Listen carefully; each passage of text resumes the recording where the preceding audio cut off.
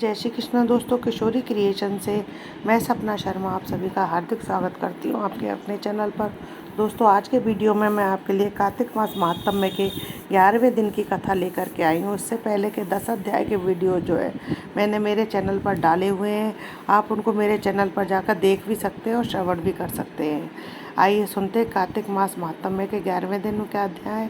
कार्तिक मास महात्म्य के अध्याय 4, 5, 6 की कथा के वीडियोज में मैंने आपको कार्तिक मास में किए जाने वाले प्रातः स्नान के बारे में जानकारी दी। कार्तिक महात्म्य के 7, 8 की कथा के वीडियोज में मैंने तुलसी पूजा के बारे में जानकारी दी। कार्तिक महात्म्य के कथा अध्याय 9 की कथा के वीडियोज में मैंने हरि पूजन, भजन, कीर्तन, हरि जागरण के बारे में जानकारी दी। कार्तिक महात्म्य के 10वें अध्याय में मैं आपको दीपदान के बारे में जानकारी दी थी। अब आगे के दीपदान की जानकारी और दे रही हूँ, आइए जानते हैं। कार्तिक के महीने में नदी, पोखर, तालाब आदि में दीपदान किया जाता है। इससे पुण्य की प्राप्ति होती है। प्रातः नदी या तालाब में दीप प्रवाहित करना चाहिए। अगर नदी या तालाब में जाना संभव ना हो तो तुलसी को ही दीप दिखा दें। आकाश दीप भी जलाएं।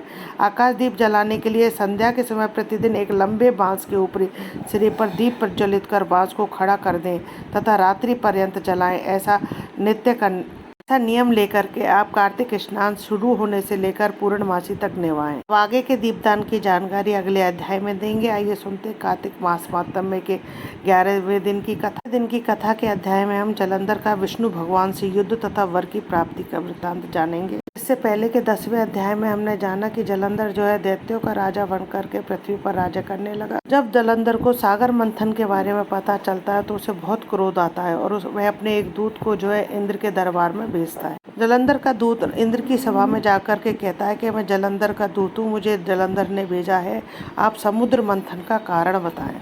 और समुद्र मंथन में से निकले सभी 14 रत्नों को जो है हमारे राजा जलंधर को वापस दे दें। इस पर इंद्र ने जो है जलंधर के दूत को क्रोधित होकर के जवाब दिया।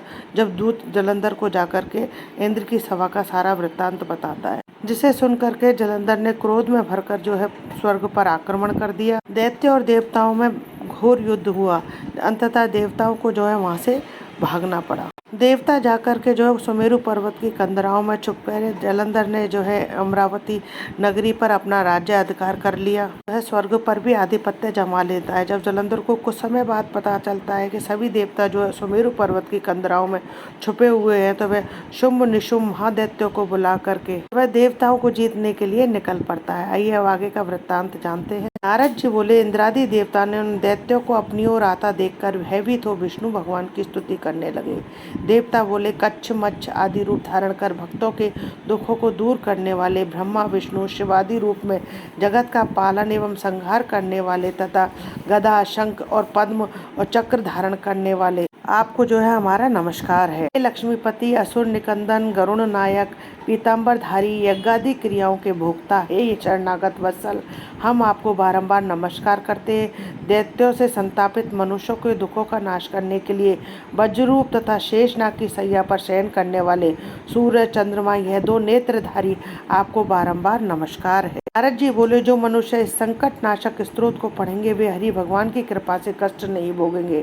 इस प्रकार दैत्यों का नाश करने वाले विष्णु भगवान ने देवताओं के द्वारा की गई स्तुति से उनके संकट को जान लिया। क्रोधित होकर शीघ्र ही गरुड़ पर सवार हो भगवान लक्ष्मी जी से बोले, आपका भ्राता जलंधर देवताओं को दुख दे रहा है, उससे उन्होंने मुझे बुलाया है, सो मैं युद्ध के लिए शीघ्र ही जाऊंगा। लक्ष्मी जी बोली, हे प्राणनाथ, यदि मैं आपकी प्यारी हूँ और भक्ति हूँ तो फिर मेरे भ्राता को आप संग्राम में क्यों मारोगे। लक्ष्मी जी और जलंधर जो है दोनों भाई बहन है। समुद्र के द्वारा उत्पन्न होने के कारण, ये समुद्र की संतान होने के कारण दोनों भाई बहन है।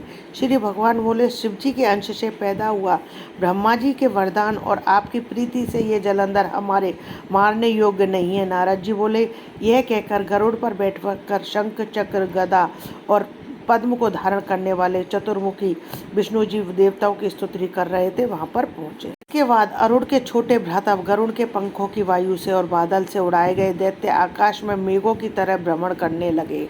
जलंधर दैत्यों को वायु से पीड़ित देखकर क्रोध में भरकर आकाश में उछलकर भगवान विष्णु के पास पहुंच गया और उसके बाद विष्णु जी तथा जलंधर में के बीच बड़ा भारी युद्ध हुआ। उन्होंने बाणों से आकाश को भर दिया। विष्णु जी ने अपने बाणों से दैत्य की रथ की ध्वजा, छत्र और घोड़ा काटकर पृथ्वी पर गिरा दिया।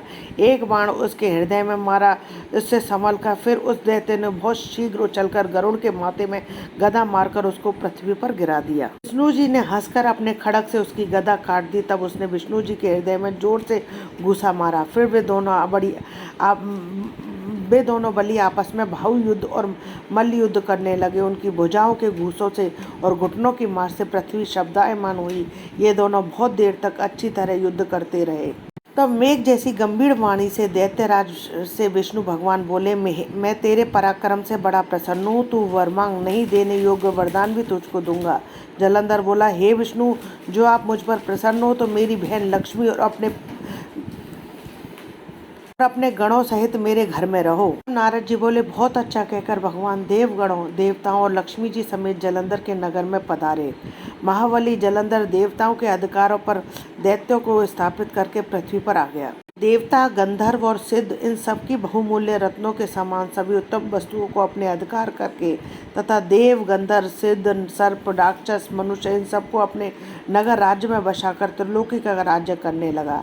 इस प्रकार जलंधर देवताओं को अपने वश में करके पिता तुल्य धर्म से अपनी प्रजा का पालन करने लगा। के राज्य में रोगी, दुखिया, निर्बल और दरिद्री कोई भी दिखाई नहीं पड़ता था। उसके राज्य में सब प्रजा आनंद से समय को व्यतीत करती थी। इस प्रकार धर्म राज्य करने लगा।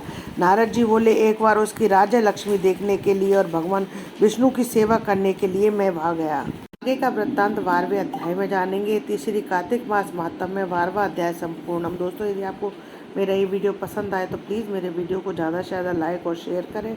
यदि आप मेरे चैनल पर नए हैं तो चैनल को सब्सक्राइब करना ना भूलें। पास ही में बेल आइकन को दबाएं, जिससे मेरे आने वाले हर नए वीडियो का नोटिफिकेशन आपको मिल जाए। जय श्री कृष्णा दोस्तों।